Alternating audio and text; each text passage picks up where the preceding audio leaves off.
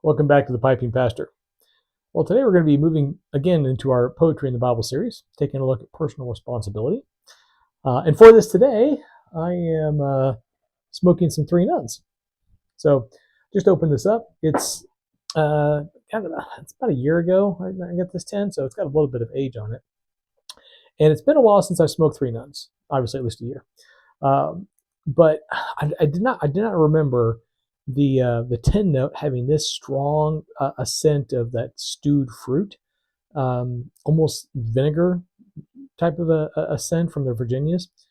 I remember it being more citrusy, but it could be just because this is aged, and the nuns I'd smoked before I'd like just popped and smoked. So it could be that year of age on it that brought those scents to the fore. But in terms of flavor, it's not overpowering at all. When I first popped it, I was like, "Oh my gosh, this is going to be a mouthful of stone fruit," but really, it's not. It's really rather mild in the flavor. It's still present.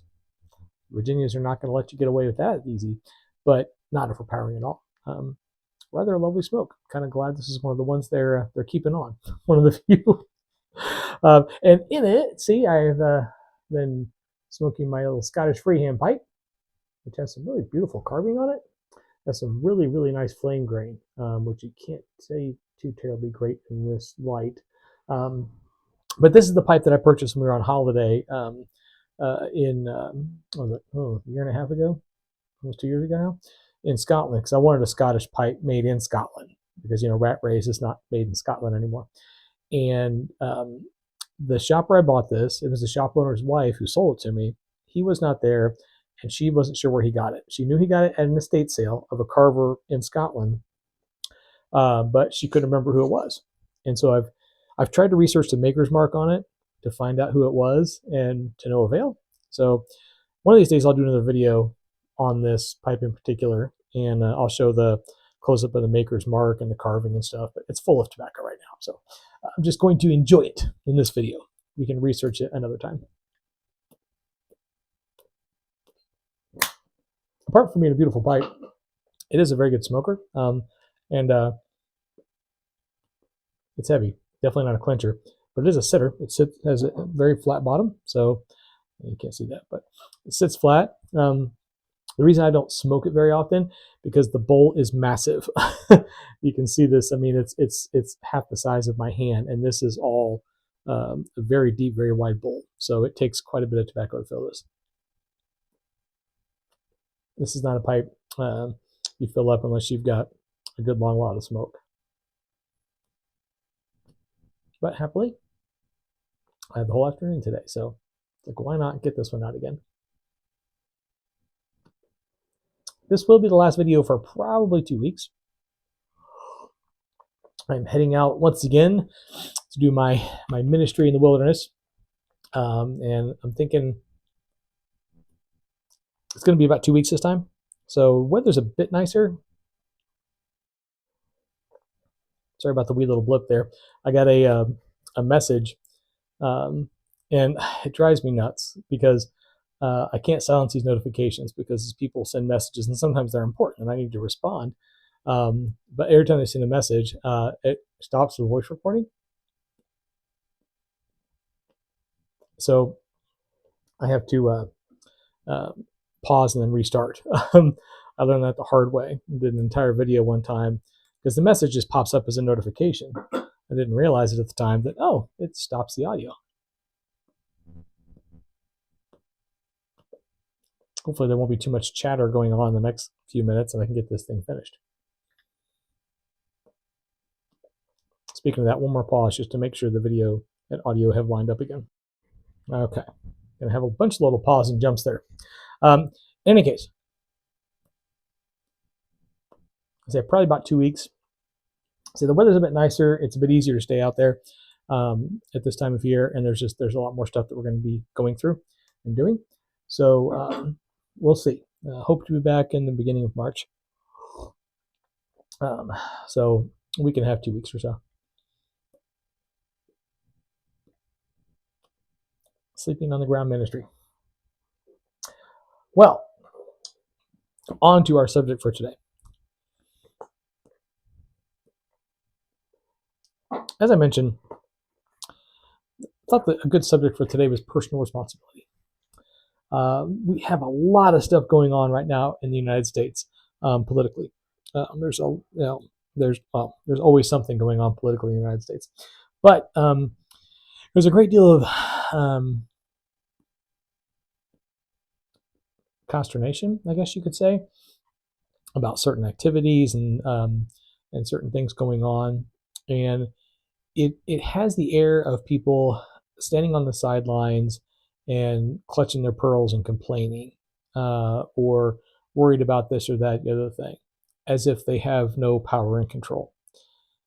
People oftentimes discount their own agency in matters of politics and faith and all kinds of things. And we think about these things being done to us, when in reality, we allow things to be done.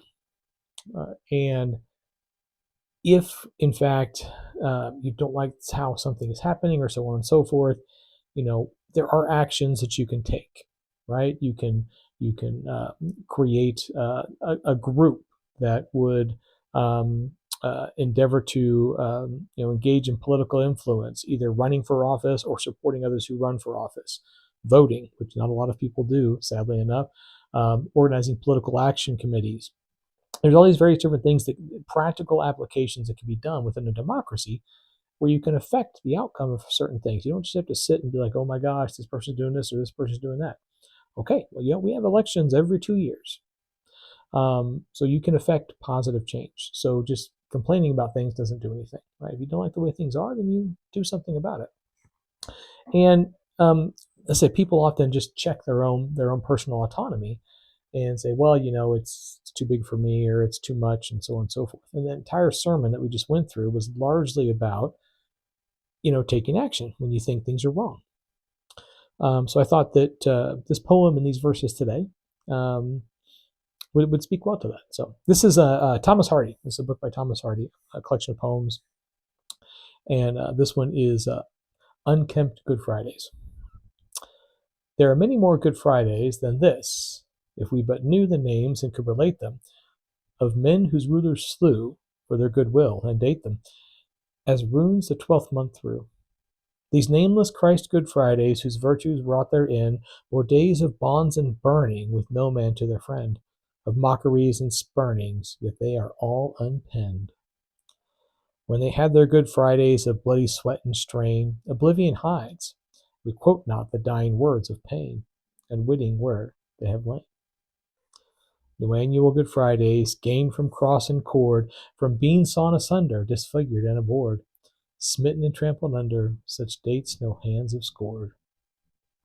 Let be, let lack Good Fridays, these Christ of unwrit names. The world was not worthy to taunt their hopes and aims, as of little earth and earthy, as mankind proclaims. So Thomas Hardy is saying there, this is a great book. I found this in an old bookstore, and it's the original owner was a guy named Charles Thomas. He bought it in the summer of 1935 in Cambridge, Massachusetts, and made tons of notes in it in 1935, which I think is great. But in any case, so in this poem, Thomas Hardy is essentially saying, we have all these Good Fridays, basically all these holy days, these things that have happened, these things that have transpired, and no one's bothered to write them down, record them, or become involved in them. They've happened to them.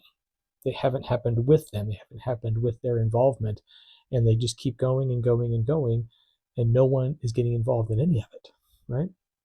And again, a lot of people will have that excuse of displaced agency, where they can say, well, what can I do?